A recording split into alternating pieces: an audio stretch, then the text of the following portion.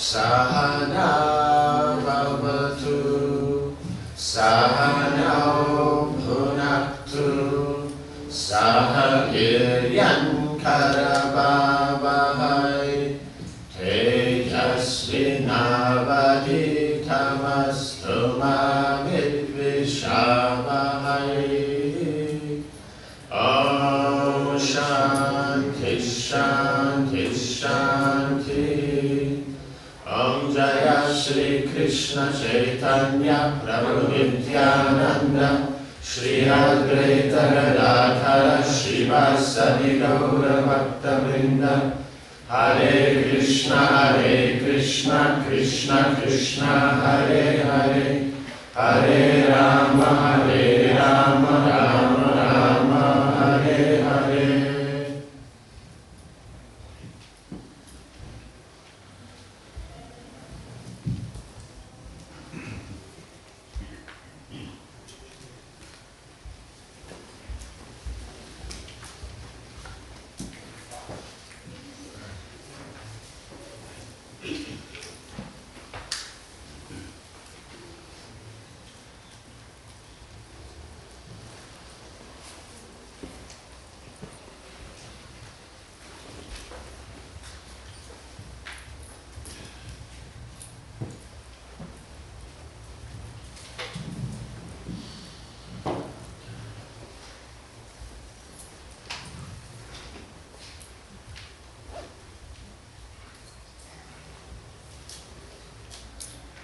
The journey continued, and I then left the Dharma city and headed back towards Mahabharata.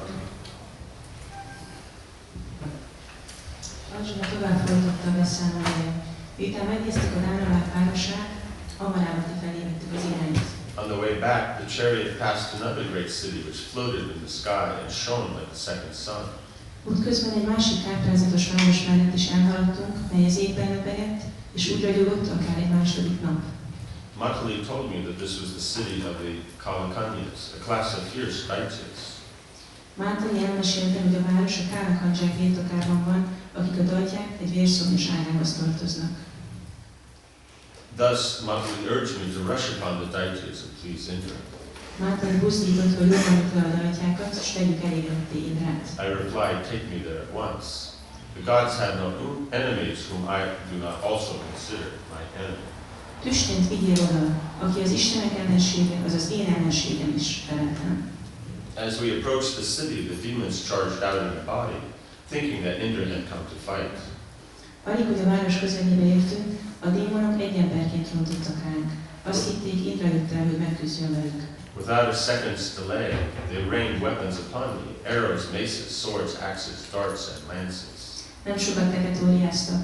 Azonnal nyilak, buzogányok, kardok, szekercék, lárvák és lándzsák özönét zúdították ránk. I countered their attack with mighty volleys of shafts from the Gandiva. A Gándivából kilőtt nyilaimmal elhárítottam a támadást. Matali drove with such skill that the daityas were bewildered, and they fell upon one another in their attempts to attack me. Mátali olyan ügyesen cikázott közöttük, hogy zavarukban azt sem tudták, hol vagyok, s hiába próbáltak elkapni, egymásnak rohantak nagy idékezetükben. Realizing that I was a formidable enemy, the daityas retreated into their city, which then began to move in all directions. Amikor rájöttek, hogy nem akárkivel van dolguk, a dajtyák visszavonultak a városukba, ami ide-oda kezdett száguldozni a szélrózsa minden irányába. Sometimes it appeared in the sky, then under the ocean, and then it disappeared altogether. Hol az égen tűnt fel, hol az óceán fenekén, hol meg nyoma veszett, mint hogy se lett volna. Then it suddenly reappeared in front of me, shot upwards, and made various curving motions through the air. Majd megint felbukkant előttünk, és felszökött a magasba, ahol mindenféle íveket ért le az égen. Although I found it difficult to follow its movements, I managed to check its progress with straight coursing arrows inspired by mantras. Noha alig bírtam a tekintetemmel követni, a mantrák erejével felruházott, egyenes söptű lövedékeimmel sikerült lelassítanom a mozgását.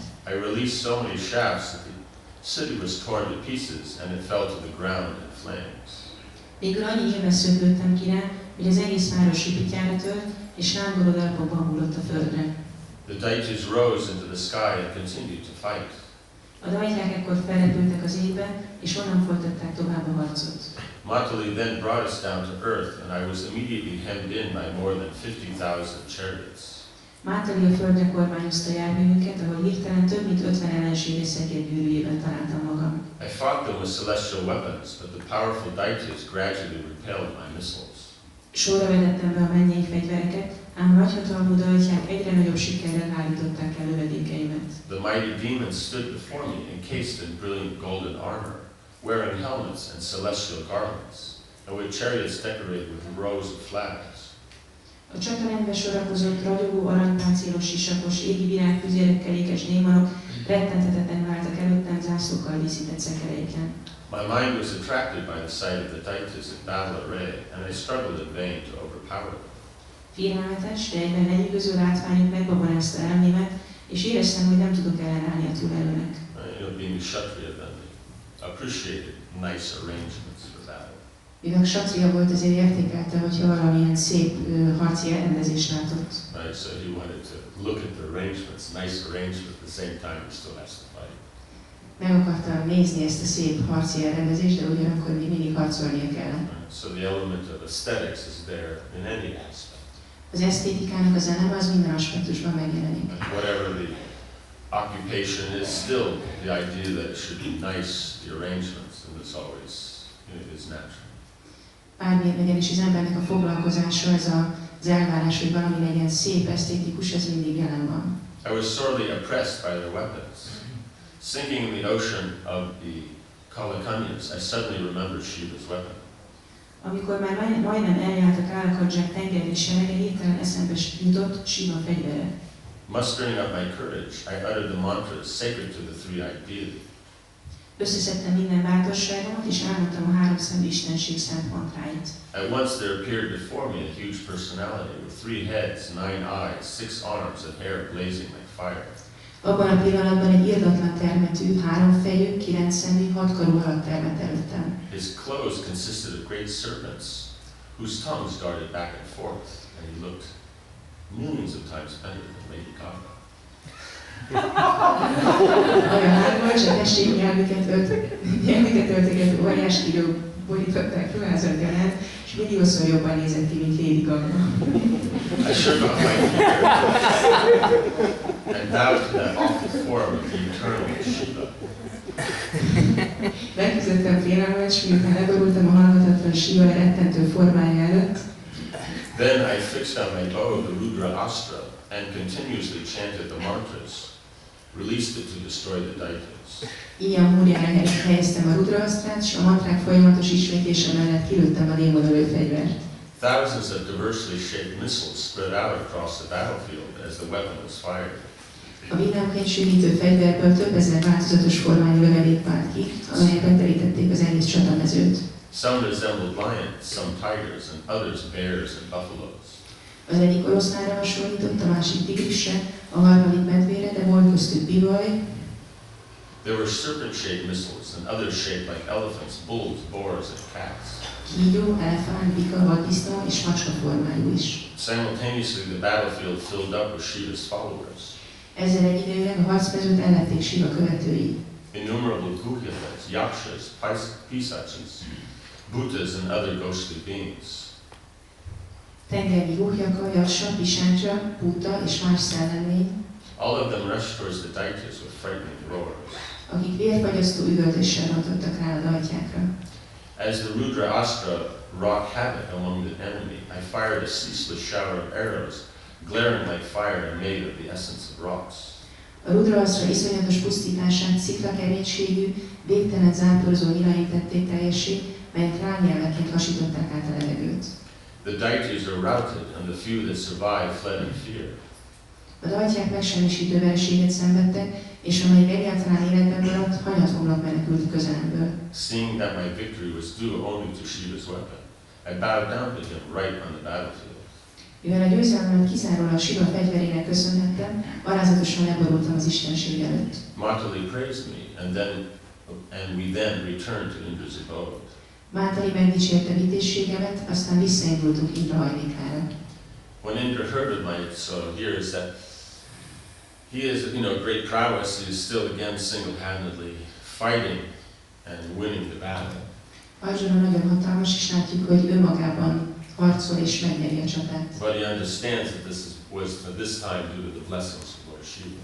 De tudatos arról, hogy ez az Úr Shiva áldásainak köszönhető. Because it was his weapon that distracted the enemies and created such a difficulty that he could continue fighting and defeat them. Shiva fegyvere tudott olyan nehézséget okozni az ellenségnek, ami annyira elterelte a figyelmüket, hogy ne tudta győzni őket. And so he himself, he says, right on the battlefield, there he bowed down to Lord Shiva. És így látjuk, hogy azt mondja, hogy ott a csatatér közepén leborult az Úr Shiva előtt. So there's an element of respect, of gratefulness. This is a great sign of intelligence. A tisztelet és a hála a nagy intelligenciának a jele. When Indra heard of my achievements, he was pleased and blessed me that I would always remain cool-headed in battle and would always discharge my weapons unerringly. Indra nagy örömmel fogadta a hírt, hogy küldetésemet sikerrel teljesítettem. Azzal áldott meg, hogy mindig meg tudjam őrizni a hidegvéremet a csatákban, és a fegyvereim mindig célba találjanak. As we can see that this being cool-headed is very important, because when fighting with so many varieties of enemies, then he was able to keep focused. Látjuk, hogy a higgadtság mennyire lényeges, mert amikor valaki ilyen sokféle ellenséggel harcol, akkor nagyon fontos, hogy tudja fenntartani azt, hogy összpontosít.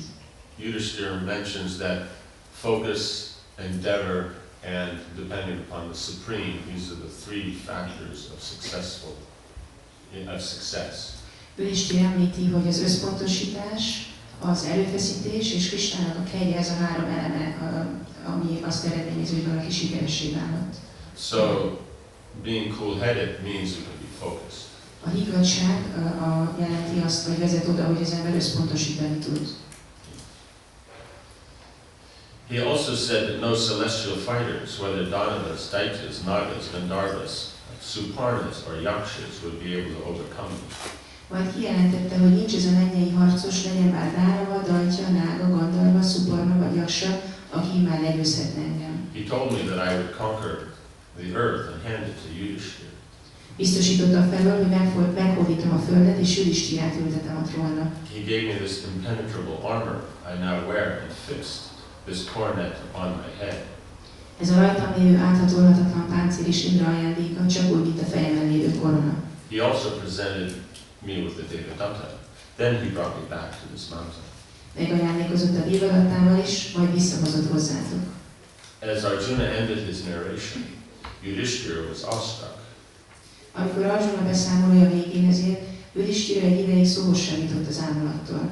He said, "O Dhananjaya, it is fortunate indeed that you have met the most powerful gods and received from them all the divine weapons." Aztán azt mondta, ó Dhananjaya, valóban kivételes szerencse, hogy találkozhattál a legnagyobb félistenekkel, és megkaptad tőlük isteni fegyvereiket. I consider the earth already conquered and Dhritarashtra's sons subdued.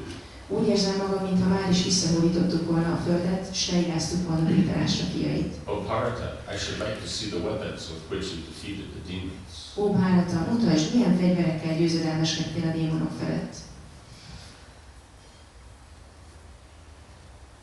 Okay, so here we have that when hearing the situation, and he figures that, he feels that they've already conquered their enemies. Látjuk, hogy Yudhishthira hallja ezt a beszámolót, és azt úgy érzi, hogy már legyőzték az ellenségeiket. But this is not an aspect of foolishness. De ez nem ostobaságból ér ez így. Because here is the confidence that is there that they have all the arrangements and they can affect what it is they want to get done. A bizalmuk alapja, hogy megvan minden elrendezés, és ezért el tudják érni azt a hatást, amit akarnak. Foolishness is when you make a plan and just because you've made the plan, now you consider everything is done. Ostobaság azt jelenti, hogy elkészítesz egy tervet, és azt gondolod, hogy csak amiatt, hogy már megvan a terved, mindent elértél. But it's how well you apply the plan that actually makes a success. De valójában a tervnek az alkalmazása tesz valami sikeressé. But this is a matter of, feeling that the arrangements are such that now success is possible. De itt azt látja Yudhishthira, hogy az elrendezések olyanok, hogy ezek lehetővé teszik a sikert. And then one can make the appropriate endeavor. És akkor megteheti az ember a megfelelő erőfeszítést. Arjuna assented to his elder brother's request and prepared to display the weapons. Bátyja kérésére Arjuna felállt, és kezébe vette a fegyvereit. With the earth as his chariot, the Pandava stood holding the Gandiva and recalled the mantras to invoke the various missiles. Kezébe vette Gándiváját, és mintha most is a szekéren harcolna, figyelmét a mantrákra irányította. In his celestial armor and diadem, he faced east and silently concentrated his mind on the prayers. Mennyei páncéljában, fejének koronával kelet felé fordult, és elméjét némán az imánkra rögzítette. Just as he was about to exhibit the weapons, the earth trembled and the mountain seemed ready to split. Ebben a pillanatban a föld megremegett, mint a ketté akarná szakítani a hegyet. The sun was covered and the wind ceased to blow. Az eget sötét felhők vették el, és állt a szél. Brahmins found themselves unable to recite the Vedas and all creatures felt depressed. A brámanák nem tudták tovább szavalni a védákat, és minden teremtményen nevelségre erőt. Suddenly the Pandavas saw in the sky the powerful four-headed Brahma, headed by all the gods. A pándavák ekkor a hatalmas, négyfejű Brahmát pillantották meg a többi félisten gyűrűjében. The Gandharvas and Apsaras also appeared, dancing and singing on the mountainsides. A hegyoldalakon Gandharvák és Apszaraszok jelentek meg, és énekelni, táncolni kezdtek. A shower of flowers fell upon Arjuna as he looked about in amazement. Az ámuló Arjunára virágeső hullott, ahogy döbbenten figyelt. Before him appeared the divine sage Narada, sent by the gods. Az Istenek képviseletében Nárada az isteni bölcsének megelőtte. Narada said, "O hero, do not discharge the celestial weapons for no purpose, or they will destroy the three worlds." Ó dicsőhős, szólította meg Arjunát a szent, csak akkor idézd meg a fegyvereket, ha alaposok alá, különben isteni erejük még elpusztítják mindhárom világot. These weapons should only be used against powerful foes in battle. Do not be so rash. Ne feledd, hogy csak háborúban, veszélyes ellenféllel szemben szabad használni őket, máskor légy óvatosabb. Narada turned to Yudhishthira. Oh, Ajashatru, you shall see all the weapons when Arjuna uses them in the war against the Kauravas. Ezután Nárada Yudhishthirahoz fordult. Ajashatru, ne aggódj, valamennyi fegyvert látni fogod még, amikor Arjuna beveti őket a Kauravákkal vívott háborúban. The brothers bowed to Narada, and he departed along with all the gods. A testvérek leborultak Nárada előtt, aki a félistenekkel együtt távozott a hegyről. Chapter 30. Yes. It's said that when one thing was Arjuna focusing on Arjuna, but it also said that the Brahmanas stopped chanting the Vedas. So it seems to be a devotee who's doing things to please Krishna, but then disturbs others who are trying to.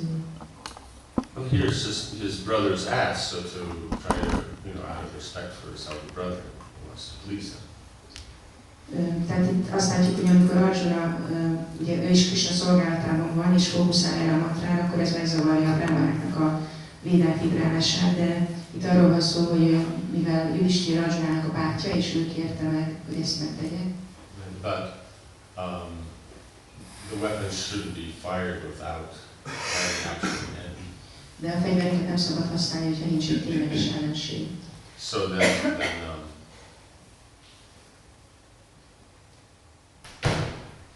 though these are just omens. Ezek csak előjelek, ómenek. It's not that this causes that. It means it's not supposed to be done, so all these different omens appear that signify that what's about to happen would be good. Tehát ezek igazából ómenek, vagyis előjelek, amik azért jelennek meg, mert azt jelzik, hogy ami most történne, az nem lenne egy jó dolog. Right, that would be that the three worlds would be destroyed, so it's a symptoms of that. Vagyis a három világ megsemmisülne, és ennek a szimptomái jelennek meg így. Right? But he doesn't know this. De ő ezt nem tudja. But it's never been instructed to him. Nem tanították neki. So now the demigods come with Narada as their spokesperson and then say that this shouldn't be done. De most Nárada jön a szentek képviselőként, és megmondja neki, hogy ezt nem szabad csinálnod. Right? They're not saying it's rash, but the rashness was to please his older brother. Azt lehetne mondani, hogy így elhamarkodottan cselekedett Arjuna, de azért cselekedett így, hogy elégedetté tegye a bátyját. And his older brother is of, some stature and character. És a bátyjának természetesen van egy helyzete és jó jelleme. It's within his duties. Tehát ez a kötelessége volt. Right, so it's not whimsical. Tehát nem szeszélyesen cselekedett. It just shouldn't be done. De még mindig nem kellene ezt csinálnia. So they don't know, so now they're just coming and saying. De azért, mivel nem tudták, akkor most megtudják. He's enthusiastic, he has it, and his brother wants to see, so he's willing to show. Ő lelkes, a bátyja látni akarja, úgyhogy kész megmutatni. Kedves Maharaj, sokat hallottunk már Arjunának a dicső harci tetteiről, minden az állam kontrollálásának is nagy szerepe van. Dear Maharaj, we have heard a lot about Arjuna's glorious activities in fighting, and his mind control also has a role in that. His Mind control. mind. És az is tudod, hogy a satriákat tiszta szenvedélykötőjén vannak. Viszont amikor mi kapcsolatba kerülünk a szenvedélykötőjével, mindig probléma lesz, hogyan kell is megérteni, hogy ez náluk hogyan jelenik meg. And we know that Kshatriyas are in the mode of pure passion, and we're also affected by passion, and we don't have that level of mind control, so we don't understand that and how it affects us. Maybe look at it like this: a few million years ago, then you were Kshatriyas. Próbáld úgy nézni ezt a kérdést, hogy néhány évmillióval ezelőtt Kshatriyák voltatok. So in those few million years, that focus has been lost. Ez alatt a pár millió év alatt ez az összpontosítás ez elveszett. Because there's no practice of the Veda and no respect for the Brahmins. Mert nem követjük a védákat és nem tiszteljük a brahmanákat. So this kind of regulations and practice, and plus it's another age. Ez a fajta szabályozottságot van, és ott van ez a tisztelet, és különben egy másik korról van szó. So it's naturally been lost. Természetes, hogy ez elveszett. That makes sense? Ez érthető? Köszönöm. Ezzel kapcsolatban csak azt szeretném kérdezni, hogy ez tiszta szenvedély náluk, vagy inkább a szenvedély és a jóság keveréke, mert nekem úgy tűnik, hogy ezek a szellemek, mint az elme összpontosítása, ezek a jóság tulajdonságai, és hogy akkor ők most tiszta szenvedélyben vannak, vagy szenvedélyben és jóságban? Is it correct that Kshatriyas are in pure passion, or are they goodness and passion? Because it seems to me that controlling the mind is in goodness. It's goodness and passion. Jóság és szenvedély. But the point is the passion that basically defines the occupation. A lényeg az, hogy a szenvedély határozza meg a foglalkozásokat. Meaning activity. Vagyis, hogy cselekedeteiket. As opposed to just being peaceful. Ellentétben azzal, hogy csak békések lennének. So the Brahmins are goodness. A brahmanák jóságban vannak, Kshatriyas are passion. a kshatriyák szenvedélyben és jóságban, The passion is Brahman. de a szenvedély uralkodik. So basically Brahmins and Kshatriyas is not really much difference.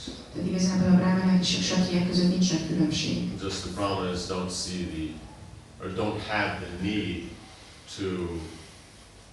for that control through administration. Csak a brahmanákban nincs ott a késztetés, hogy az irányítást a vezetésen keresztül gyakorolják.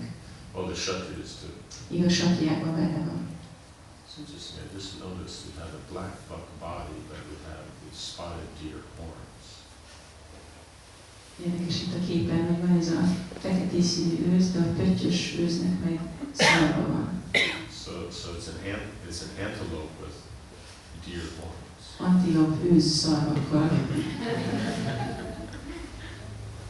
They're special deer. Nagyon különleges őz. The females have spots and the males don't. Lányoknak vannak pöttyeik, vagy a nőstényeknek, és a hímeknek nincsenek. But Lord Chaitanya looks very Ez is nagyon boldognak tűnik.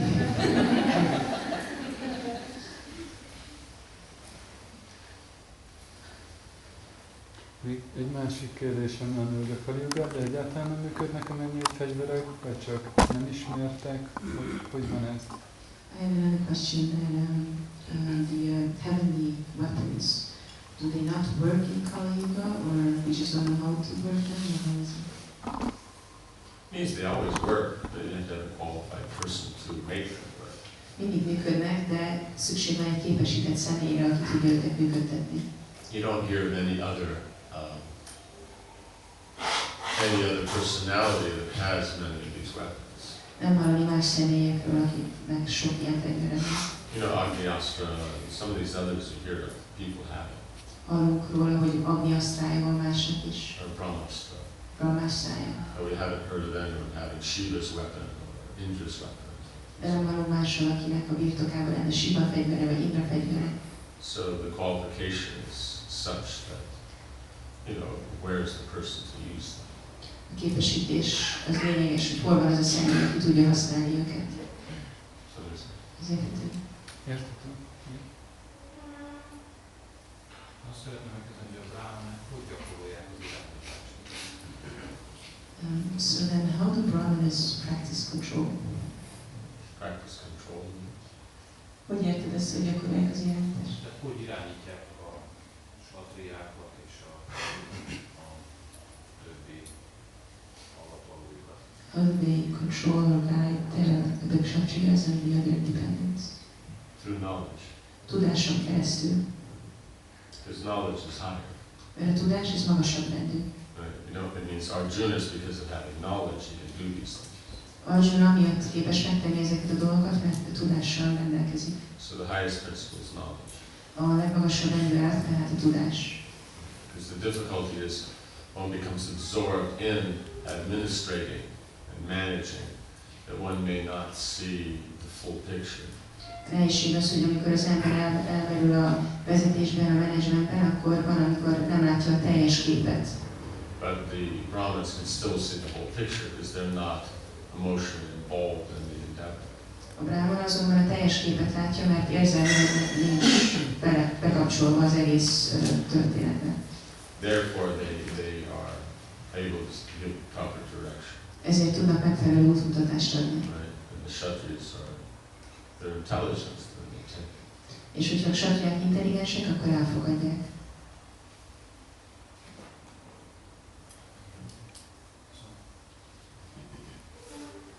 Még egy olyan kérdésem van, hogy manapság, amikor ennyire szennyezettek a dolgok, és nem tisztán elkülöníthetőek, hogyan tudja valaki legkönnyebben megtalálni azt a tevékenységet, vagy azt a normát, ami a számára elrendeltetett. In this age when things are so contaminated and mixed up, how can one find the best way, what's the best occupation for him, what's his nature? Means you have a general area anyway, so it's just a matter of within the general area where one fits in. Tehát van egy általános terület, és csak az a kérdés, hogy az ember hol tud ebbe beilleszkedni. Because basically you have education, administration, economics, or assisting those other three. Mert alapvetően ugye van az oktatás, a vezetés, a pénz, tehát a gazdasági terület és a másik háromnak a segítése. So it's a matter of defining what's the general area that one is comfortable. Tehát azt kell megnézni, hogy melyik az az általános terület, amiben az ember kényelmesen érzi magát. So you lead in it, you follow it. Ha vezetsz benne, követsz benne. Understand? Ez érthető? Értem, viszont azért volt ez a kérdésem, amikor valaki vonzódik egy tevékenységhez, de nem feltétlenül az, ami neki való, és csak próbálja, és nem látja be, hogy esetleg másképp csinálja. The reason why I ask this question is because sometimes someone's attracted to a certain kind of activity, but they're not good in it, and they don't admit that this is not for them, but they're attracted to it. Attracted is one thing, but then so there must be some aspect within that that they can do. Vonzódni valami, ez egy dolog, de kell, hogy legyen egy olyan aspektus annak a dolognak, amit tud csinálni. But if they're not good at it, either they don't know the knowledge proper or the skill, or they're not as high up on the ladder within that area of attraction as they think they are. Hogyha nem jó benne, akkor lehet, hogy nincs elég tudása, vagy nem elég képzett benne, vagy ez is lehet, hogy nem tart olyan magas szinten a létrán ebben a területben, mint ahogy ő gondolja. Ez érthető? So it's just a matter of, it means in other words, you're either leading or following. Tehát vagy vezet az ember, vagy követ. So So if they can't lead it, then that means they have to be following. Hogyha nem tudnak vezetni benne, akkor kövessenek. And then they have to see what volume they can take off, greater volume or lesser volume. És meg kell nézni, hogy milyen mértékben tudják végezni ezt. So it's not a matter of false ego, it's just a matter of reality. Tehát nem a hamiságból van szó, hanem csak, hogy mi a valóság. Let's say we have that picture framed there. Ott van például ez a bekeretezett kép. Okay, now I have this special picture. It is 30 meters long and 2 meters wide. Van ez a különleges képem, ami 30 méter hosszú és 2 méter, 30 méter hosszú és 2 méter magas. Right? So now can I put that picture into that frame? Bele tudom tenni ezt a képet ebbe a keretbe? No. Nem. So it's not a matter of false ego, it's not a matter of the desire, it's just a matter of reality. Ez nem hamiságból van szó, nem vágyról van szó, csak a valóságról van szó. Right? In other words, someone wants to manage the temple, but they can't, but then maybe they can manage the department. Hát, hogy valaki szeretne egy templomot vezetni, de nem tudja, de lehet, hogy egy osztályt viszont tud vezetni. Or they can't manage the department, they can assist in that department. Vagy lehet, hogy nem tud vezetni egy osztályt, de tudja segíteni azt az osztályt. Right? So they have to find where they fit. Tehát meg kell találni, hogy valaki hova tud beilleszkedni. That makes sense. Az érthető? That's the point. Someone likes to be in the kitchen, but they can't cook, so cut vegetables, wash pots. Hogyha valaki szeret a konyhában lenni, de nem tud főzni, akkor vágjon fel zöldségeket, mossa el az edényeket. Just because you like to be in the kitchen doesn't mean that you're a cook. Csak az, hogy szeretsz a konyhában lenni, nem jelenti azt, hogy egy szakács vagy.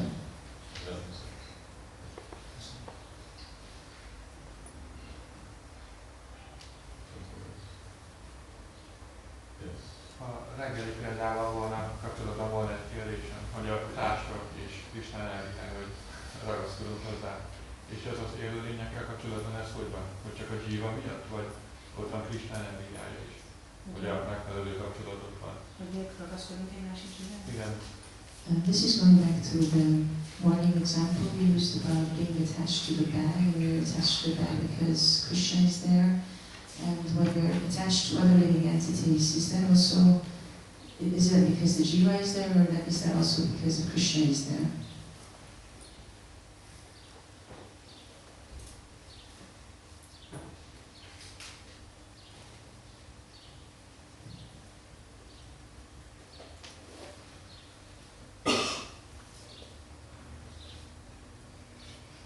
Would you mind repeating that?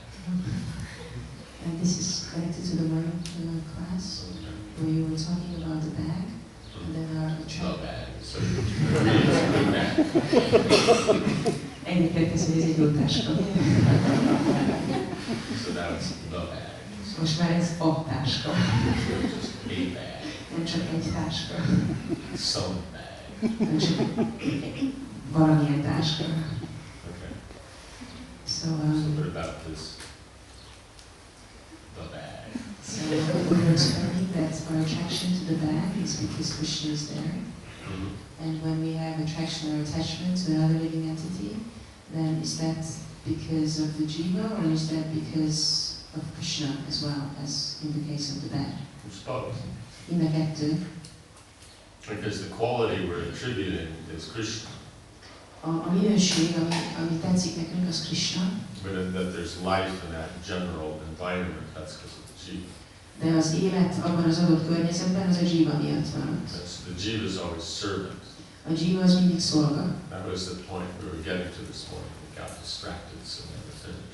Idáig próbáltunk eljutni reggel, csak aztán elterelődtünk és nem jutottunk a végére. So since Krishna is the quality of the bag to quality of accommodation, Lakshmi is taking the form of the bag and the activity of putting things into the bag to obtain that quality of accommodation. Tehát, hogy arról beszéltünk, hogy Krishna ez a tartás energia, Lakshmi pedig maga a formája ennek a táskának, illetve az, hogy beleteszünk, az a cselekedet, hogy beleteszünk dolgokat. So we're not the controller. És így nem mi vagyunk az irányító. We're the servant. Mi szolgák vagyunk. So we're assisting in that process of putting things into the bag that establishes the bag's ability to accommodate. És segítjük ezt a folyamatot azáltal, hogy beleteszünk dolgokat ebbe a táskába, hogy így megnyilvánulhat a táskának az a potenciálja, hogy tart dolgokat. Ez érthető. So in everything that we think we're the controller of, we can only engage in an interaction with what we're trying to control because we're dealing with the Lord and His potencies according to the laws of nature. Tehát amikor azt gondoljuk, hogy valamit kontrollálni vagy irányítani tudunk, akkor igazából ennek a lehetősége mindig csak akkor nyilvánul meg, amikor úgy viszonyulunk az Úrnak a potenciáihoz, ahogy a természet törvényei előírják. As is the quality we're trying to obtain and the forms and activities that will obtain it, that only we can do. Tehát igazából van a minőség, ez a tartás, és aztán van a forma és a cselekedet, és hogy ezek milyenek, az meghatározza, hogy mit tudunk csinálni. Ez érthető? So we're servants. Tehát mi szolgák vagyunk. That's the illusion we think that I'm the one doing it, I'm the doer. Az illúziók az az, hogy azt gondoljuk, hogy mi vagyunk a cselekvők. So that's why one becomes bound by karma. Ezért az embert legeti a karma. Because one has been involved as an assistant in that activity. Mert ebben a cselekedetben segítnek voltunk. One thinks that one is the master of that activity. Azt gondoljuk, hogy ennek a cselekedetnek a mesterei vagyunk. So therefore, the activity and the environment in which we're dealing, since that delivers us the results of that activity. A cselekvés és a környezet adja nekünk a cselekvésnek az eredményét. But because that's an illusion, that's why then we're bound within the material environment. De mivel ez egy illúzió, ezért le vagyunk kötve az anyagi környezetben. That makes sense? Szértető. Akkor nem mi okozunk a saját karmának, hogyha nem bírunk így cselekedni? So if it is not us who are acting, then No, you're acting, de te cselekszel, but you're serving, not lording it, not being the master. te szolga vagy, nem pedig mester. Does that make sense? Ez érthető. Means, let us say you want to fry some pakoras, Tegyük fel, hogy pakorát akarsz sütni. right? So you put a pot on the fire, fill it up with water, Felteszed az edényt a tűzre, feltöltöd bring it vízzel, to a boil, felforralod, and drop in the pakoras, right? és beledobod a pakorát. Yeah? Így kell csinálni? Olajban sütik a pakorát, vagy ott. As far as I know, the corns are fried in oil. Okay, so that means that if you were boiling something, then that would work. But if you're frying something, you have to put it into oil that's boiling. Tehát, hogyha be akarsz főzni valamit, akkor működik a víz, de hogyha sütni akarsz valamit, akkor forró olajba kell tenned. Right? Így So van? who's defined that? Tehát ezt ki határozta meg? You or God? Te vagy Isten? Isten. Right. So that means you can only assist in that process of frying because you haven't defined how it's done and what effect it will give.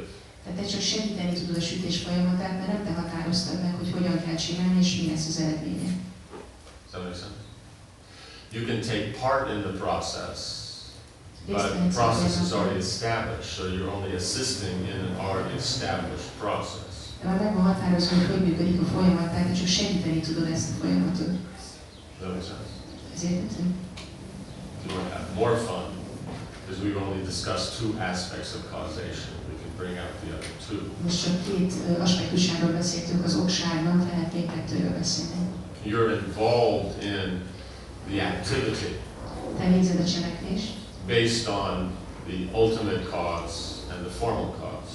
a végső ok és a formális ok alapján. Right? The ultimate cause is that quality of Krishna. Here means the frying.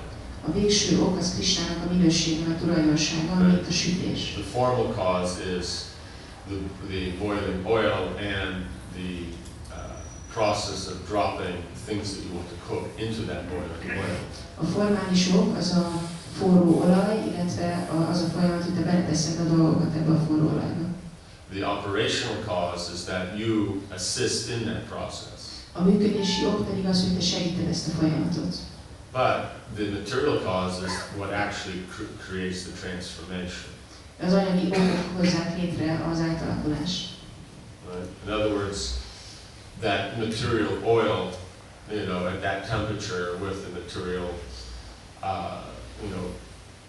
that batter and vegetable. Szóval az anyagi olaj egy adott hőfokon, egy bizonyos tésztaminőséggel és zöldséggel hogyan áll kapcsolatban. Cook on their own. Ez megfő magától? You don't make them cook. Nem te általad fő meg. Right? You're not sitting there and, vegetable gets salt. Nem az, hogy ott ülsz, és akkor így ezt mondod, hogy fúj meg zöldség. Batter get crisp. Tészta legyél ropogós. You don't do that. Nem csinálod You ezt. just stand there and hopefully not look stupid. Te csak ott állsz, és remélhetőleg nem nézel ki ostobán. Right? So, you're only taking part, assisting that you bring those elements together according to what's already defined by the Lord and His internal potency. Te csak azzal segítesz, hogy egy helyre hozod azokat a dolgokat, amiknek az egymással való kölcsönhatását már előre meghatározta az Úr energiája. And the external potency accomplishes it. És a külső energia pedig eléri azt. That's what's actually going on. So either way, when you're dealing with the form of it, Ez az, ami valójában means történik. your goal that you're trying to get in the form of it, you're an assistant. Tehát a cél, amit el akarsz érni, és a forma, amit el akarsz érni, ebben te csak egy segítő vagy. And when you're dealing with the manifestation of that original, elements, then you're only assisting in that also. És amikor az eredeti elemek megnyilvánulását akarod előidézni, akkor ebben is csak segítő vagy. So in either way, we're a servant. Tehát bárhonnan is nézzük, mindenki csak szolgák vagyunk. But if we think we're the one doing it, then we get the reaction for being involved. De hogyha azt gondoljuk, hogy mi vagyunk a cselekvők, akkor mi kapjuk meg a visszahatást azért, hogy részt vettünk a And if we're tettben. doing it for Krishna, then we don't get any reaction. There's no karma. És ha Krishna örömére csináljuk, akkor nem kapunk visszahatást, nincs karma. That's why if it's done for Krishna, there's no karma. But if you do it for yourself, there is. Ezért ha Krishnának csináljuk, akkor nincs karma, de hogyha magunknak csináljuk, akkor van. That's mechanically how it works. Mechanikusan így működik.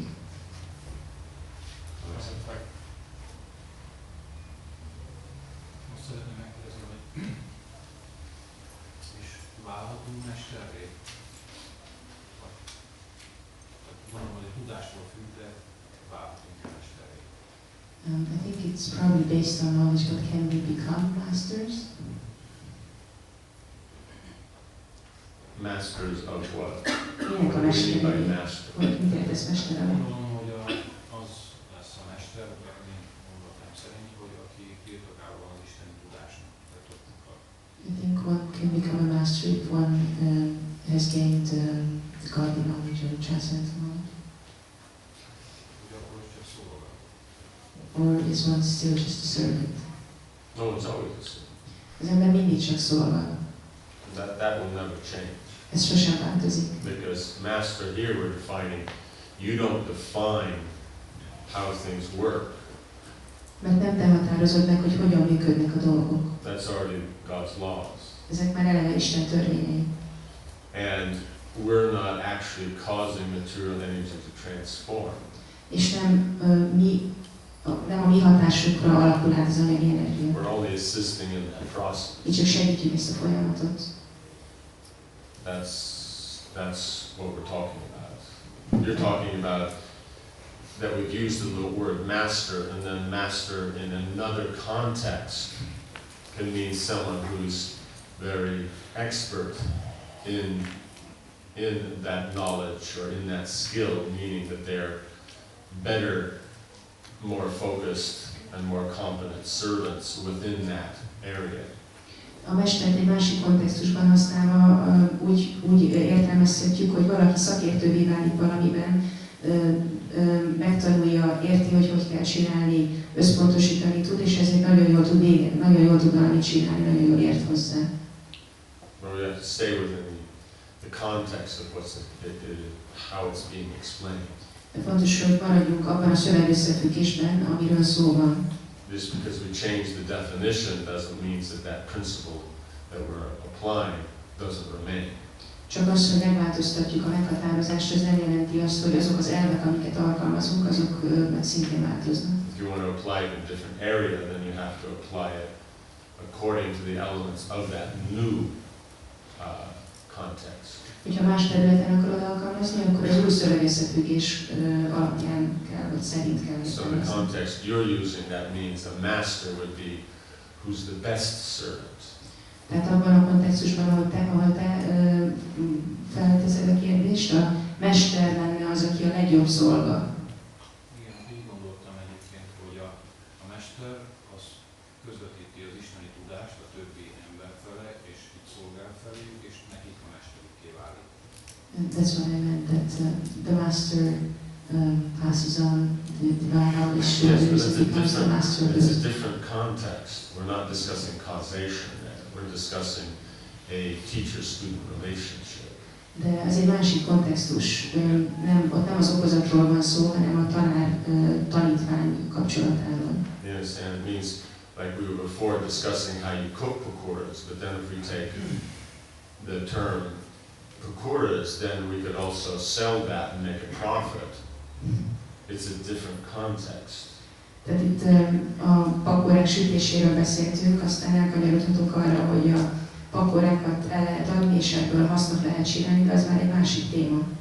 Even though the word pakora could fall into both categories. Még akkor is, hogyha a pakora mind a két területen. You can cook pakoras, you can sell pakoras, but one is cooking, one is business. Lehet főzni pakorát, lehet eladni pakorát, de az egyik a főzés területe, a másik pedig az üzleté. Right, so the common word here is master, but here we're talking about master means who defines and actually does things, and who is, has a knowledge of a subject to such an extent that he can train others in it. These are two different contexts. Tehát amikor a mesterről olyan értelemben beszélünk, hogy ki határozza meg, hogy hogyan működik ez a világ, milyen törvények jellemzik, vagy arról beszélünk, hogy egy mester az, aki átadja a tudást másoknak, ez két különböző terület. Same word, two different contexts. Ugyanazt a szót használjuk két eltérő Don't szövegösszefüggésben. mix up the context. Ne keverd össze őket. That makes sense.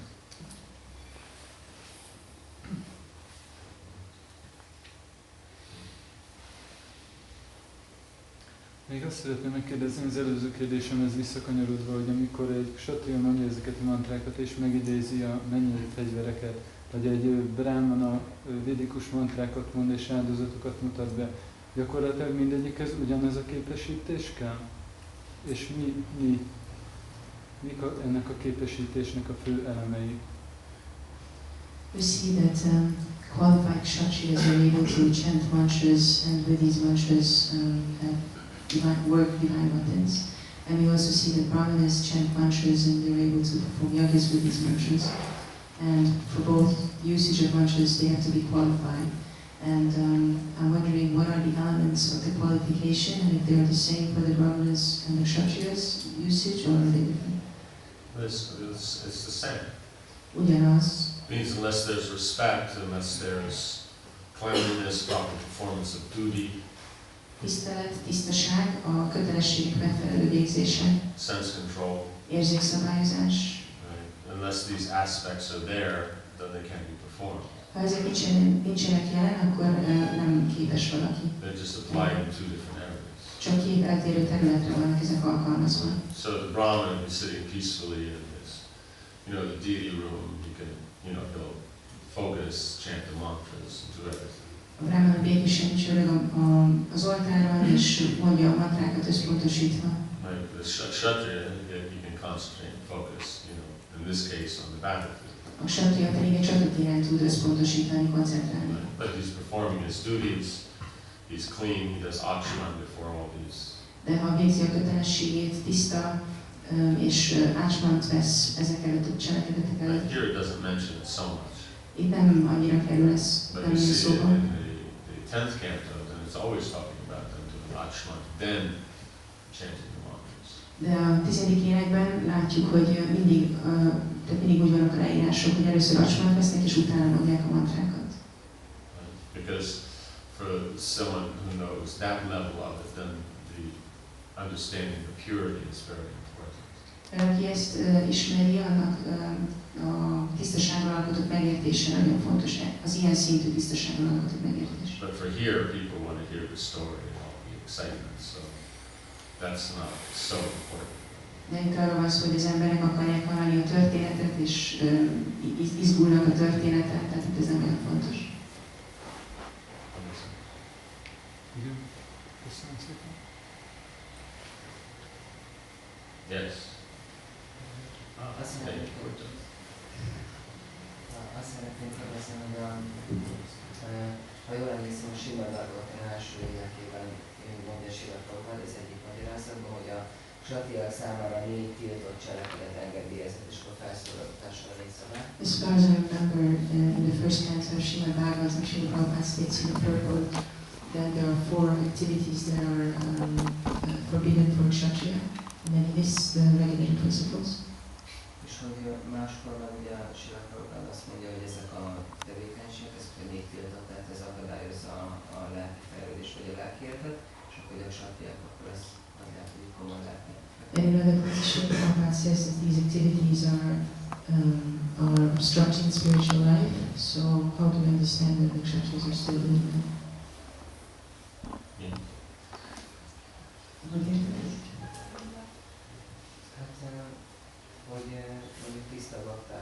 He's saying in the purport that the Kshatriyas are following or not following the 4 regular principles.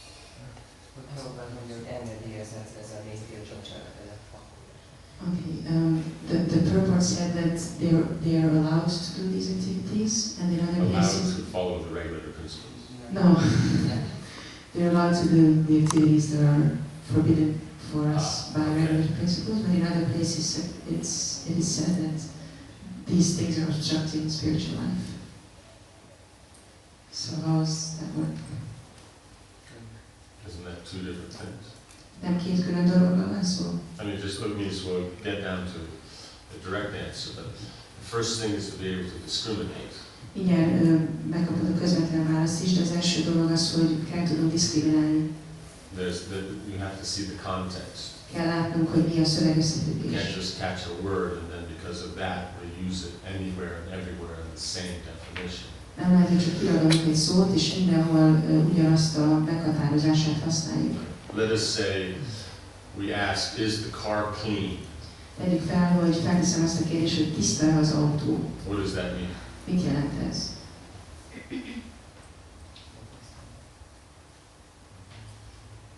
Have you ever heard of that concept? Hallottál már erről a koncepcióról? Tehát, hogy nem piszkos, nincs rajta szennyeződés. That it's not dirty either, it's not covered with dirt. Okay, and inside? És belül? És hogy belül is van a szennyeződés. And inside there is also no contamination of dirt. Means, okay, so all the wrappers and boxes and everything from what you've eaten during Sankirtan is not inside anymore. Tehát mindazok a csomagoló papírok, amik megmaradtak azokból a dolgokból, amiket megettél Sankirtanak, ezek nincsenek ott már, ugye? Okay. So then that we would say the car is clean.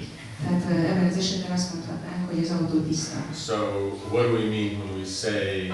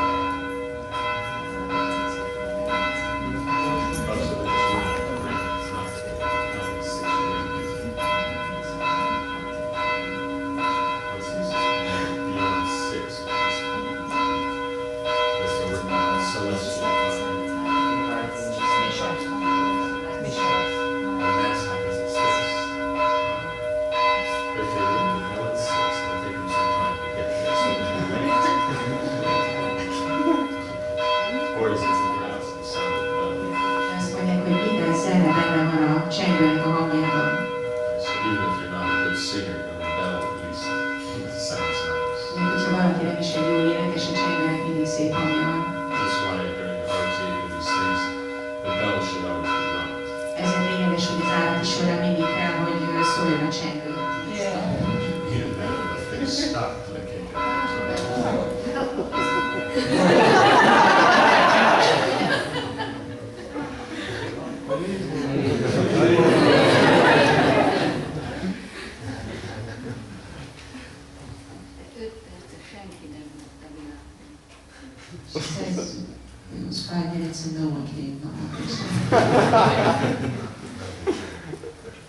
It was only supposed to be 2 minutes, but he did a little extra just in case. Ez hogy csak 2 percig kellett volna, hogy tartson, csak azért tartotta tovább, hogy hát van.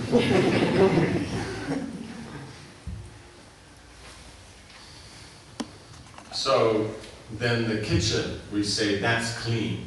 Tehát, hogyha azt mondjuk a konyhára, hogy tiszta, So what does that mean? akkor ez mit jelent? So the cleanliness that's there in the car, if we have that in the kitchen, then that would be okay. Hogyha ugyanaz a tisztaság van a konyhában, ami a kocsiban megfelel, az megfelel?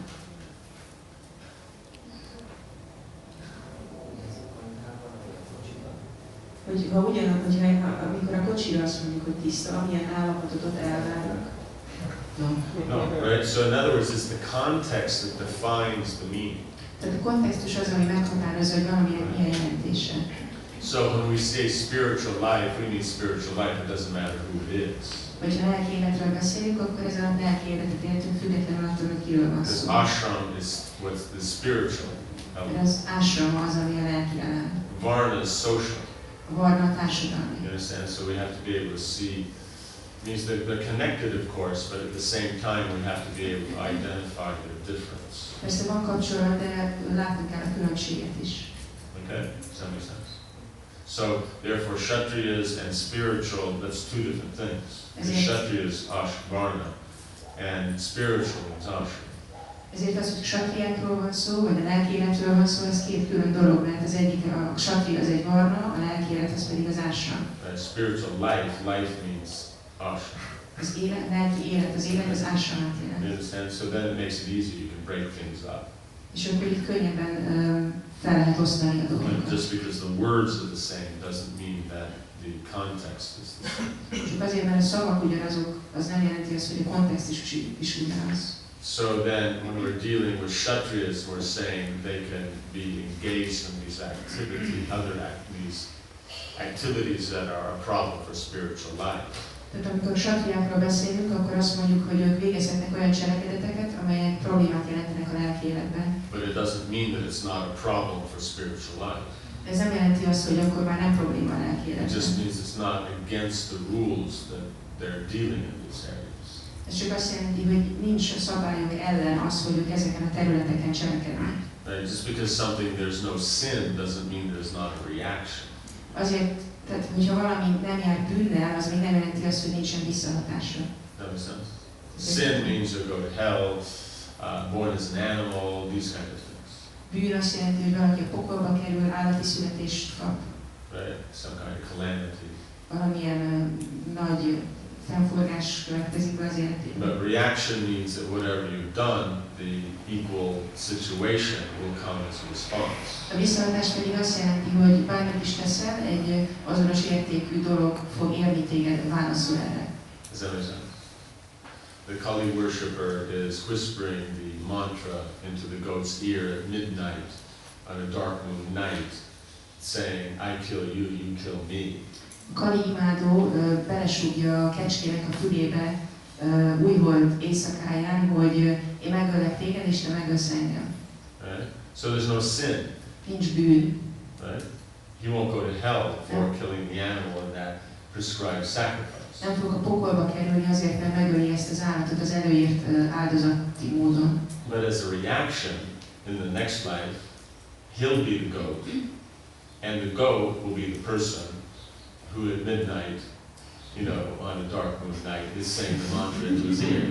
De az lesz a következménye, hogy a következő életében ő lesz a kecske, akinek az ember éjfélkor egy újholdas éjszakán a fülébe súgja, hogy megöli. So reaction is there, but no sin. A visszahatás ott van, de nincs bűn. And it's only fair. Így igazságos. You understand? Karma is fair. A karma az igazságos. Okay? Does that make sense? Okay, so therefore the Kshatriya being involved in something, that doesn't mean that there's a sin, there's just but there's still a reaction. Tehát az, hogyha a satriák csinálják ezeket a dolgokat, és hogy ez nem minősül bűnnek, az nem jelenti azt, hogy nincs visszahatása. So the reaction is still not necessarily favorable for spiritual life. És ez a visszahatás nem feltétlenül kedvez a lelki életnek. Right? But there's also the context of which it can be applied. De lényeges a kontextus is, amiben ez alkalmazható. Right? So we've defined about the animals, and that there's only if there's the element of sacrifice, like an ashrameda yajna or something. Meghatároztuk az állatokkal kapcsolatban, és csak akkor helyén való, hogyha ott van az áldozati elem, mondjuk egy ashrameda yajnáról beszélünk. The animal is killed, but elevated to the head of the planets. Az állatot megölik, de a mennyei bolygókra kerül. Right? But it doesn't mean that there's not a reaction for doing it. Ez nem jelenti azt, hogy nincsen visszahatás azért, hogy valaki ezt It teszi. doesn't mean that you won't be a high-grade horse in the future. Nem jelenti azt, hogy belőled nem lesz egy kiváló lovag a jövőben. Right? That makes sense? So that's the one element. The gambling, it's only from the element of it's a challenge. A szerencsejátéknál itt igazából a kihívás a lényeg. So otherwise, it should be avoided. Máskülönben el kell kerülni. Right? It means the involvement with women means when it says if a woman approaches him, then there may be an interaction, but that's only if a qualified lady, in other words, who's also a kshatriya. A nőkkel való kapcsolat esetében pedig azt mondják, hogyha megközelít egy hölgy valakit, de itt is, tehát akkor lehet kapcsolat, de itt is lényeges, hogy ez a hölgy, ez egy képesített kshatriya.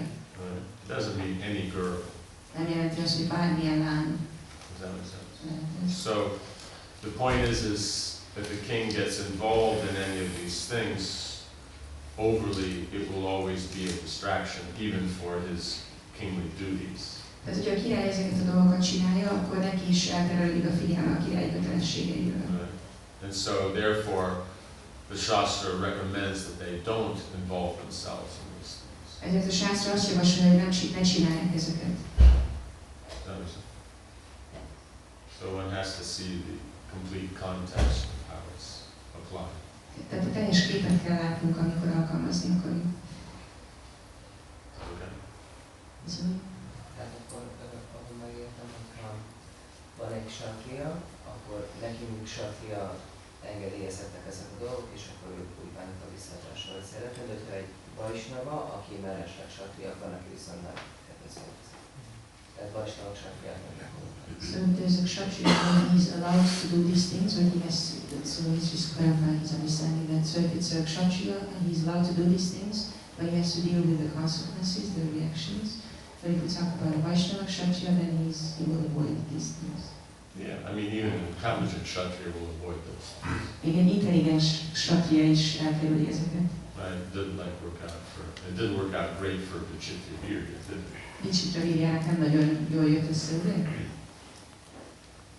It didn't work out great for, Nala or Yudhishthira gambling. Nalának vagy Yudhishthirnek sem jött össze, amikor szerencsejátékot csinálnak, nem lett egy jó eredménye. Like, what's his name?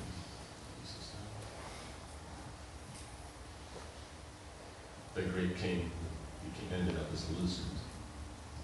Riga. It didn't work out so good for him. Rigának sem nagyon jól sikerült. And so these points are made that people have used them in the past, but it still doesn't work out great, so better you don't get involved.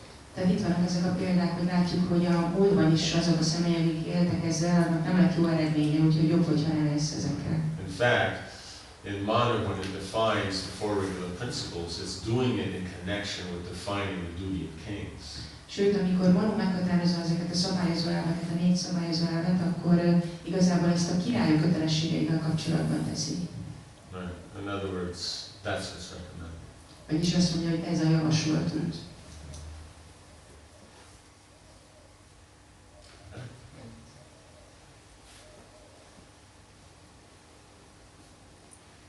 Néhány hete Krishnával álmodtam, és azt szeretném megkérdezni, hogy mi a különbség az álomban lévő cselekvés, vagy az ébrenlétben történő cselekvés között, és egyáltalán van-e visszahatása az álomnak, és milyen jelentőséget van? A few weeks ago I dreamed about Krishna and I'd like to understand what's the significance of dreams and if there's activity in the dreams, do they have reactions and what's the difference between conscious happenings and things that happen in dreams. Would you be asking this question if you had dreamt about your mother-in-law? kérdés, akkor is feltetted volna, hogy ha az anyósodra álmodtál volna?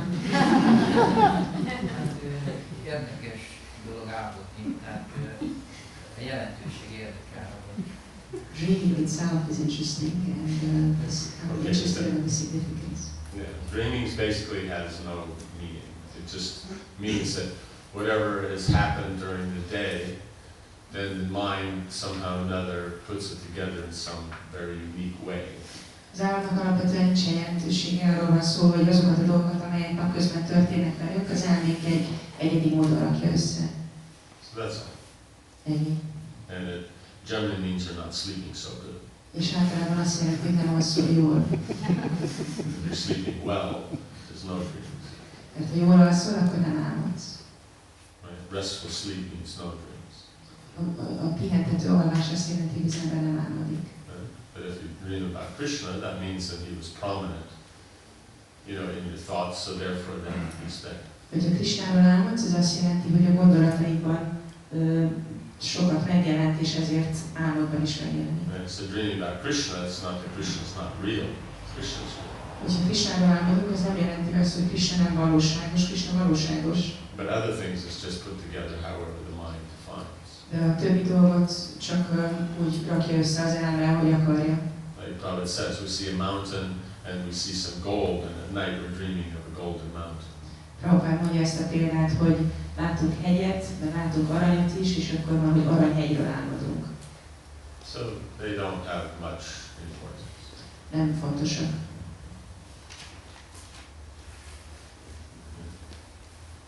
Hogy az előbb volt szó erről, hogy a satjáknak megengedett, meg minden megengedett, és azt szeretném megkérdezni, hogy sokszor látom azt, hogy van egy ilyen tendencia bennem is, meg néha másokban is látom, hogy vagy úgy akarunk kinézni, vagy olyannak lenni, mint egy Paramahamsa Vaishnava, mert hogy olyannak kéne lenni, de ha meg nem tudunk, akkor meg úgy elengedjük fölük hatni, nem tudom, hogy ezt rendesen.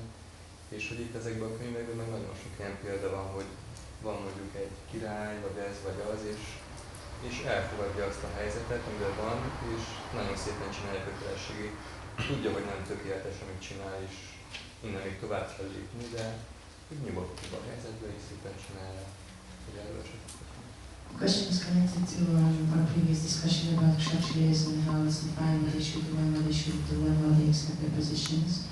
And in our life, we see that when we start practicing Krishna consciousness, we understand that the ideal is becoming a Paramahamsa.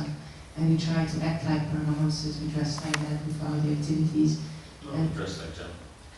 Nem úgy öltözünk, mint Paramahamsák, hanem mint úri emberek. Paramahamsas walk around in Kópiban járnak. But we try to follow ideals, but when we fail at them, then we give up every sense of Well, it'd be good if we were consistent in that. Jó lenne, hogyha ebben következetesek lennénk. Because then we go out, we give up the Paramahamsa dress, and then we go out and buy something that we would consider modernly fashionable. Feladjuk a Paramahamsa viseletet, és aztán valami olyan viselünk, ami most divatos. But even though we do look like a dork, we don't give that up. De még annak ellenére, hogy teljesen ilyen lepukkantan nézünk ki, még mindig nem adjuk fel azt. Well, we fail at interaction between men and women. We don't give it up. Hogyha férfi-női kapcsolatban kudarcot vallunk, akkor nem adjuk fel azt. We fail at becoming, immensely rich, but we still try to get a few little bits and pieces.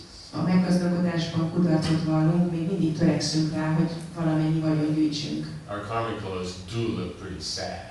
A karmi ruháink igen csak szomorúan Not that néznek they ki. don't cost money, it's just we have no idea how to match them or how to wear them.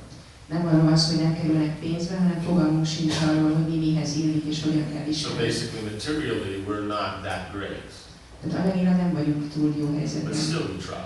de még mindig próbálkozunk. So why don't we apply that within the spiritual? Miért nem alkalmazzuk ezt a lelki életben? Because we have faith in material. Mert hiszünk az anyagiban. Even though I'm not good at it, maybe one day, Még ha nem is vagyok jó benne, talán egy nap majd. right? Dylan said everybody gets their 15 minutes, so we're just hoping mine will come. Dylan azt mondta, hogy mindenkinek meg lesz a 15 perc, úgyhogy csak reménykedünk, hogy majd valamikor eljön a mi 15 percünk Right? is. So why can't we apply that same determination in spiritual? Miért nem tudjuk ugyanezt az eltökéltséget alkalmazni a lelki We életben? may not be successful, but still, if we have faith that this is what is beneficial and good, we'll keep trying. Lehet, hogy nem vagyunk sikeresek, de hogyha megértjük, hogy ez az, ami hasznos és ez jó lesz, akkor tovább törekszünk. We'll say, well, the spiritual, that's artificial, it's not my culture and everything like that, but we're not the body, so anything to do, any material body is not us, it's artificial. A lelki kultúrára azt mondjuk, hogy ez egy mesterséges dolog, nem ez a kultúránk, de bármilyen anyagi dolgot csinálunk, az mesterséges. You know what I'm saying? Another part of the question. But still, you use this as an example. De ezzel a példával kezdtem. Yes, yes. I'm just saying it's not a good example. Csak azt arra próbáltam rámutatni, hogy ez nem volt egy jó példa. Continue. Csak azt mondjuk, hogy látjuk ezekben a könyvekben, hogy vannak olyan személyek, akik el tudják fogadni a helyzetüket, és nem izgulnak annyira, hogy jó, én most a tökéletes szinten vagyok, vagy nem, hanem hogy értik, hogy most ezt tudom, de ezt akkor azt jól csinálják. So we see in these books that there are different levels of human beings and they accept their position and they just keep going. And why is it that we cannot accept our position and just keep going from there? They're realistic, we're not. Ők realisztikusak, mi pedig nem vagyunk azok. Right? Means they'll look at it. That means my body can do these things, my mind this, my intelligence this. Az ember megnézi, hogy a testem erre képes, az elmém erre képes, az intelligenciám erre képes. And as a soul, you have to follow some, authority. És mint lélek kell követni tekintét. The Lord's the supreme authority. He defines duty. Az Úr a legfelsőbb tekintély, ő határozza meg a kötelességeket. So therefore, I'll perform my duties, according to my conditioned nature, in connection with the supreme. Tehát a kötelességemet a feltételekhez kötött természetemnek megfelelően fogom végezni a legfelsővel kapcsolatban. We have an idea of what should be good. De nekünk van egy elképzelésünk arról, hogy minek kellene jónak lenni. In other words, instead of looking at ourselves and what we can do, we look at what would be considered by my conditioning the best situation. Tehát ahelyett, hogy megnéznénk magunkat és azt, hogy mire vagyunk képesek, azt nézzük meg, hogy azt nézzük, hogy a mi feltételekhez kötött helyzetünkben mi lenne a legjobb helyzet. Right? So very standard is, being rich and famous and powerful. Ugye egy standard dolog, hogy azt gondoljuk, hogy az, hogy valaki gazdag és híres és hatalmas, erős. So even though we're not that rich or that famous or that powerful, we always want to be in that position that would, supposedly manifest that. Tehát még hogyha nem is vagyunk gazdagok, híresek, hatalmasok, mi mindig azt gondoljuk, hogy egy olyan helyzetben szeretnénk lenni, ahol ezek megnyilvánulnak. But the idea is that, as we discussed before, we're simply a servant in the process, so at which point can we actually render good service? De ahogy korábban beszéltünk róla, valójában a mi helyzetünk mindig a szolga helyzet, és azt kellene megnézni, hogy melyik helyzet lenne a legjobb a számunkra. Does that make sense? So self-realization means to understand the soul, the intelligence, the mind, and the body. Az önmegvalósítás azt jelenti, hogy az ember megérti a lelket, az intelligenciát, az elmét és a testet. Right? All that's considered atma. Ez mind az átmának So we all számít. accept I'm servant of God, Mindannyian elfogadjuk, hogy Isten szolgái vagyunk, but the other three we're not so good at realizing. de a másik háromnak a megvalósításában nem vagyunk olyan jók. So we fall prey to not working according to what's there. We fall prey to simply the underlying element, I'm the controller and enjoy it. Ezért áldozatául esünk ennek a felfogásnak, hogy mi vagyunk az irányítók és az élvezők. I look at the environment, how can I enjoy in this environment, and then to enjoy I have to get control of that environment. Látunk egy környezetet, és akkor azon gondolkodunk, hogy hogyan tudnám élvezni ezt a környezetet, és ahhoz, hogy élvezni tudjam, ahhoz irányítanom kell. So therefore everyone's fighting over control. Ezért mindenki az irányítás miatt veszekszik. That's the interesting thing is that in the European history you don't find anyone fighting over enjoying because they never do. Érdekes, hogy Európa történelmét, hogyha megnézzük, akkor mindenki amiatt harcol, hogy ki uralkodik, nem pedig, hogy ki élvez, mert sosem élveznek. But here you hear about people enjoying themselves. Itt viszont hallunk olyan emberekről, akik élvezik magukat. Right? Brahmans come with the demigods to instruct Arjuna, to not be so rash in his behavior, and all the music and the apsaras and all the dancing, it's all happening, you know, that all happened in 2 sentences. Brahma olyan félistenekkel, hogy tanítsa Arjunát, de látjuk, hogy kiveszik körül, és táncolnak, és zene van, és énekelnek, és ez csak 2 mondatban így le van írva. You know, they were saying that a whole book of Western history, you get a few lines here and there, but maybe they bumped into a girl. Az egész nyugati történelem leírásában csak egy pár sor találsz ilyeneket itt-ott, vagy esetleg egy leírást arról, hogy találkoztak egy lánnyal.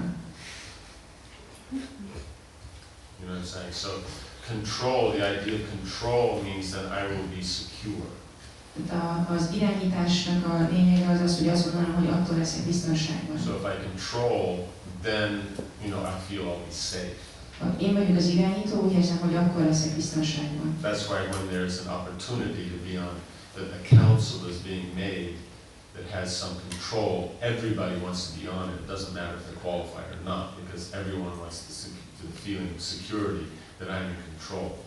Ezért, hogyha valamikor feláll egy bizottság, akkor mindenkinek a bizottságnak a tagja akar lenni, mert érezni akarja, hogy az ő kezében is van hatalom, tud irányítani, mert amikor ő is irányít, akkor érzi magát biztonságban. So the qualification to be on that committee is not, do I have the actual skills and knowledge needed for this? It's simply, I want to control, and that's my qualification. És így a képesítés ahhoz, hogy valaki a bizottság tagja legyen, mindössze az, hogy ő is akar irányítani, nem pedig az, hogy valójában ott van a képessége erre. Right? You know, in an office, everyone's fighting over who's in control. Egy irodában mindenki amiatt veszekszik, hogy ki az irányító, ki. In every situation you see any fight or argument generally is over control.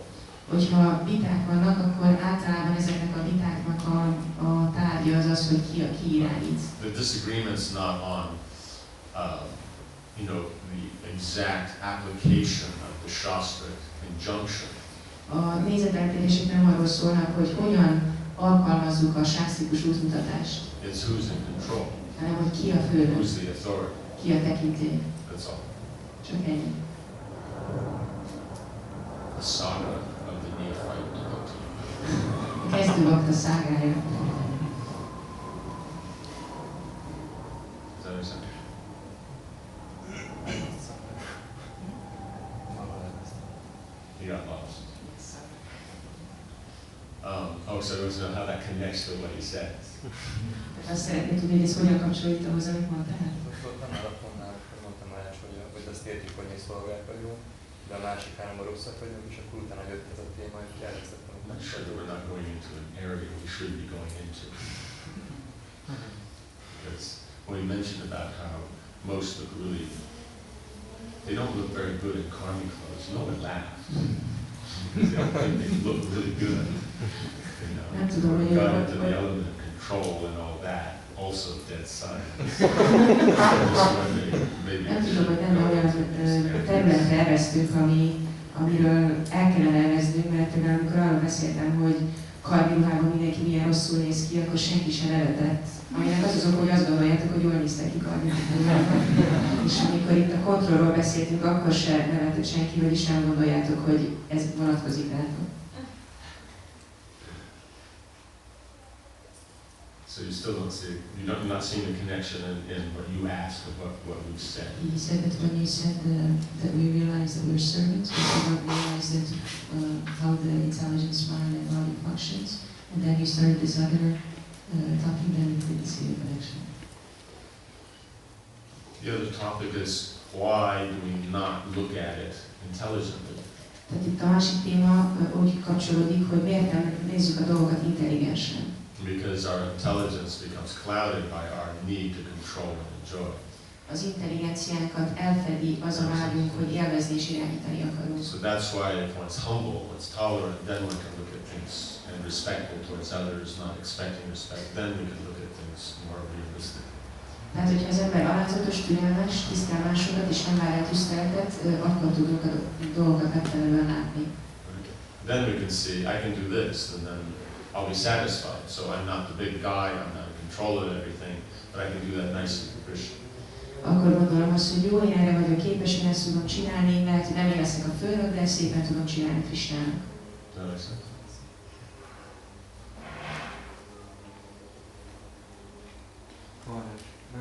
Hallottuk, hogy az igazi pihentető alvás, amikor nem álmodunk. We have heard that real resting sleep is when we don't dream. És néha pedig halljuk, hogy a alvás azt jelenti, hogy az intellektus pihen, az elme pedig szabadon van engedve egy dolgok között.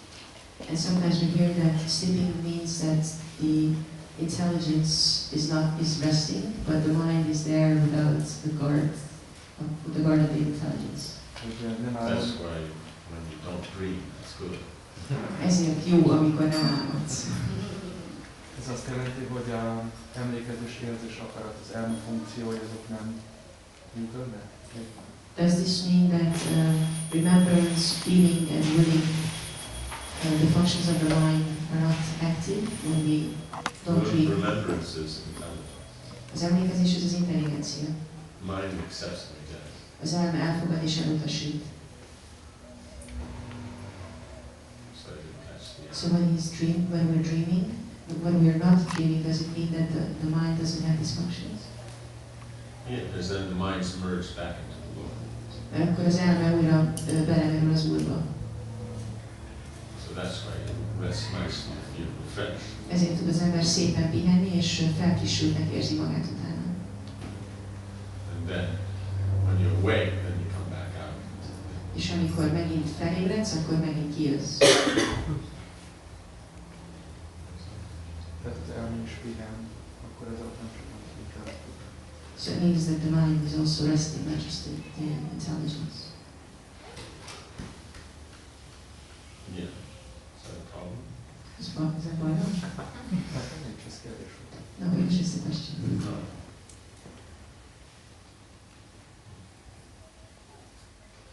We'll have to stop now for a few minutes and then we'll continue that. Tartunk egy pár perces szünetet, és utána folytatjuk. Sri Prabhupada. Jai. Jai.